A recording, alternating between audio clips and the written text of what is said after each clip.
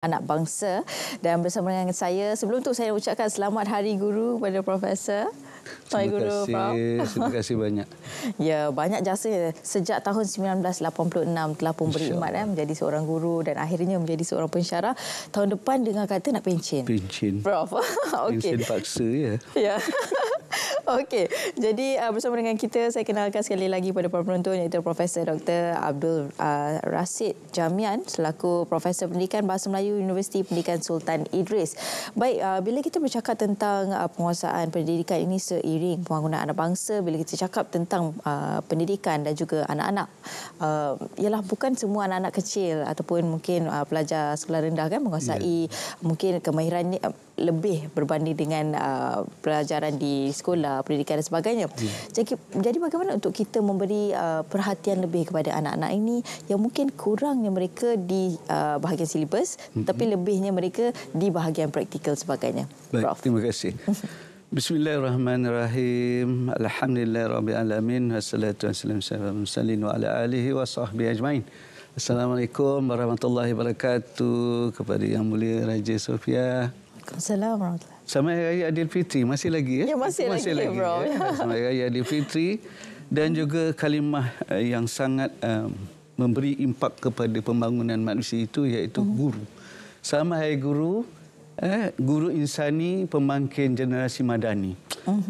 Terima kasih kepada pihak RTM telah menjemput saya bagi kita berkongsi pengalaman juga insya-Allah. Bermula daripada 1986 saya mengajar di sekolah kebangsaan, sekolah rendah, ke sekolah menengah, akhirnya ke universiti.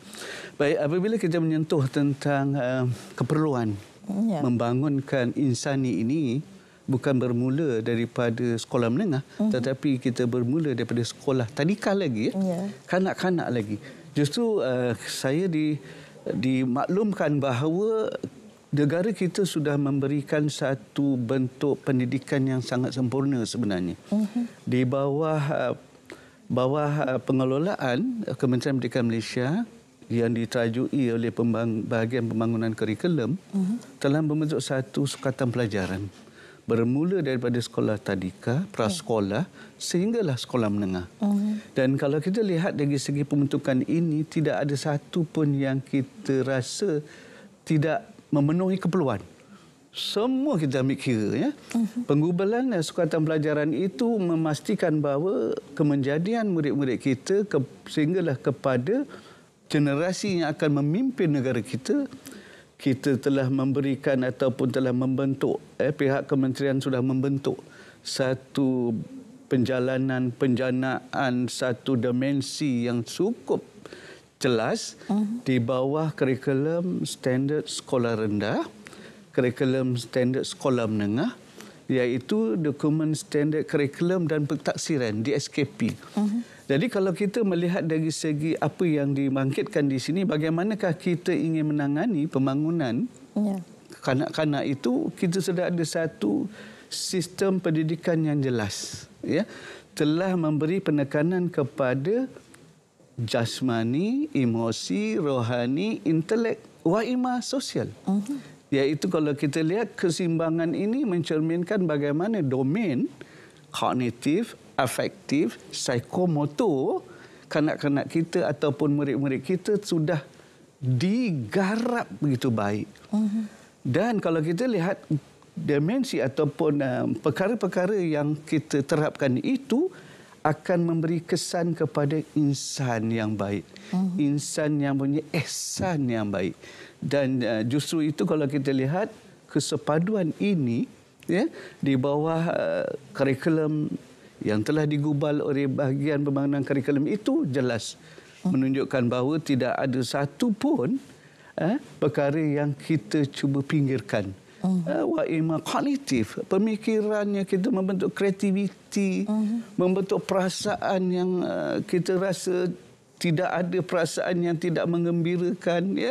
Psikomotor yang kita kata psikomotor yang begitu memberikan sesuatu impak kepada pekerjaan, kita sudah membentuk itu dalam negara kita insya-Allah. Ya, dengan adanya guru sebagai pelaksana kurikulum itu. Nah, Ini adalah hari guru. Ya. Guru perlu berkreatif. Guru perlu menjanakan satu daya usaha yang komprehensif bagi memastikan Ya, betul. adab. Dalam belajar, dalam mengajar ini perlu ada adab. Ilmu dan adab akan menghasilkan masyarakat yang badani. Masya Allah, cukup cantik sekali. Bagaimana murid mempunyai adab dengan guru. Guru pun perlu ada adab. Betul. Bagaimana nak menyampaikan ilmu dan kemahiran pada murid. Guru tak boleh mengatakan ini salah murid, ini salah murid. Tak boleh. Kita perlu ada refleksi diri. Guru perlu ada cerminan diri. Di mana letaknya keupayaan kita? Di manakah kita sudah menyeronokkan murid untuk belajar? Bagaimana kita lihat kurikulum yang digubal itu guru perlu landaskan kepada falsafah pendidikan kebangsaan kita, iaitu ingin membentuk masyarakat yang seimbang, murid yang seimbang dari segi jasmani, emosi, rohani, inteleknya, dan adab. Di sinilah cantiknya pendidikan negara kita, di mana guru yang mempunyai adab dan adab belajar, dan murid-murid harus terima. Harus menyantuni guru dengan baik. Barulah kita nampak satu interaksi yang begitu cantik antara guru dan murid. Masya Allah, cantiknya kita punya pendidikan negara kita sekarang ini. Masya Allah. Allahu Akbar. Itu dia. Sebab tu dalam Islam pun, Prof. Doktor, kan, kita disuruh untuk belajar adab dulu. Kemudian baru kita boleh mendalami ilmu agama dan sebagainya. Sebab adab itulah akan membentukkan kita menjadi insan yang lebih baik dan sebagainya, sebagai asasnya. Baik, jadi bila kita menyentuh tentang perkara ini juga, sekarang ni banyak cabaran, khususnya cabaran juga bagi guru-guru dan juga para pelajar semua. Antaranya adalah media sosial. Betul. Sekiranya betul penggunaannya, maka baiklah impaknya kepada kita dan juga masyarakat. Tapi sekiranya salah penggunaannya, maka kesan yang buruk juga akan melanda kepada kita dan juga semua. Jadi bagaimana sebenarnya medium yang ada ini boleh kita guna pakai sebagai seorang guru untuk kita memastikan anak dan juga bangsa kita dapat meneruskan pelajaran dengan baik, menerima perkara-perkara dari segi positive impact daripada media sosial ini kepada anak-anak kita. InsyaAllah. Alhamdulillah. Baik, kalau kita lihat negara kita pernah dilanda satu pandemik COVID-19, Masya Allah. Dan sinilah berlaku perubahan yang nyata. Pengajaran, pembelajaran secara bersemuka itu sudah diubah kepada satu bentuk pembelajaran dan pengajaran di rumah.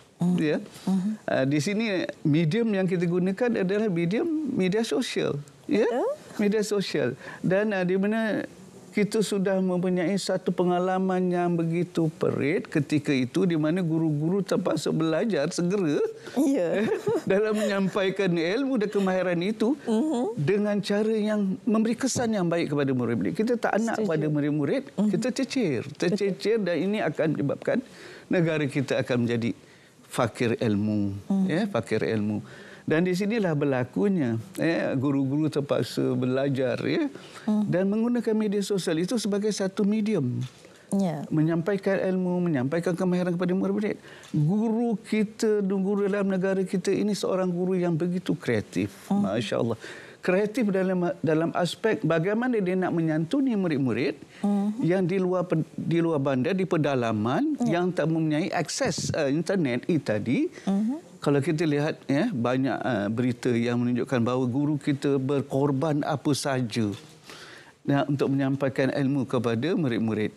Menyediakan modul pembelajaran kendiri, guru sanggup berkorban pergi menghantar bahan modul-modul ke rumah murid-muridnya. Ini adalah perkara yang saya rasa sangat menyentuh. Di mana guru ibarat lilin itu, bidalan itu sangat betul lah.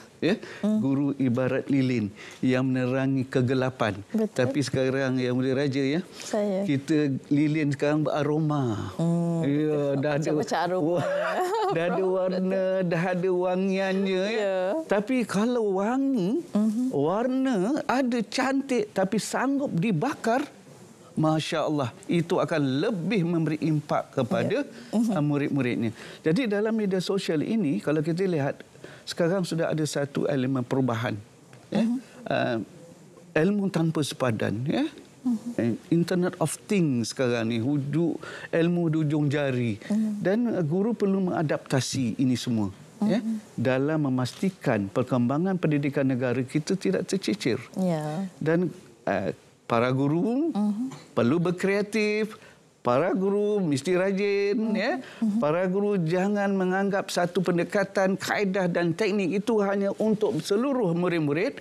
Guru perlu kreatif, menggunakan pendekatan, kaedah dan teknik yang sesuai untuk murid dia. Tidak ada satu PKT, pendekatan, kaedah dan teknik untuk semua murid-murid, tak ada. Perlu guru sesuaikan itu. Jadi media sosial tadi guru kena sesuaikan. Jangan cikgu gunakan pada, oi semua murid sama. Tidak. Ada murid yang mempunyai kemudahan yang baik. Betul. Ada murid yang tidak mempunyai kemudahan yang baik. Dan guru perlu mencari ikhtiar. Ikhtiar untuk memastikan pencapaian murid-murid kita di seluruh negara, insya-Allah mencapai kejayaan yang cemerlang. Ya, baik, itu dia. Dan mungkin di kesempatan waktu yang ada ni sedikitlah Prof Doktor mungkin ada kata-kata kepada guru-guru di luar sana yang betul-betul selumus untuk memastikan anak-anak kita ini mendapat ilmu dunia dan juga akhirat, insya-Allah, dan juga berjaya di dunia dan juga di akhirat. Masya-Allah. Guru insani, pemangkin generasi madani. Selamat hari guru kepada semua yang pernah mengenali diri saya dan juga bekas murid student saya ramai, masya-Allah. Saya boleh menjadi pensyarah pada tahun 99. Ingat pesanan saya. Bukan mudah menjadi guru. Bukan senang menjadi pendidik. Harus menimba ilmu sepanjang masa. Menjadilah guru yang sanggup berkorban apa saja. Wa ima wang ataupun masa. Saya ada satu pantun sebenarnya nak kita kongsi. Biar mendidik dalam kegairahan demi anak bangsa masa kini. Usaha pendidik amat ditagihkan demi membentuk Malaysia Madani. Wah, itu dia. Baik, terima kasih saya ucapkan kepada Profesor Dr. Abdul Rasid Jamian, merupakan Profesor Pendidikan Bahasa Melayu Universiti Pendidikan Sultan Idris. Terima kasih banyak, Prof. Terima kasih. Selamat Hari Guru sekali lagi. Terima kasih. Selamat Hari Guru juga pada semua masyarakat guru di negara kita. Baik, itu dia berkenaan dengan penguasaan pendidikan seiring pembangunan anak bangsa. Jadi itu dia yang kami kongsikan di segmen komentar dan seterusnya.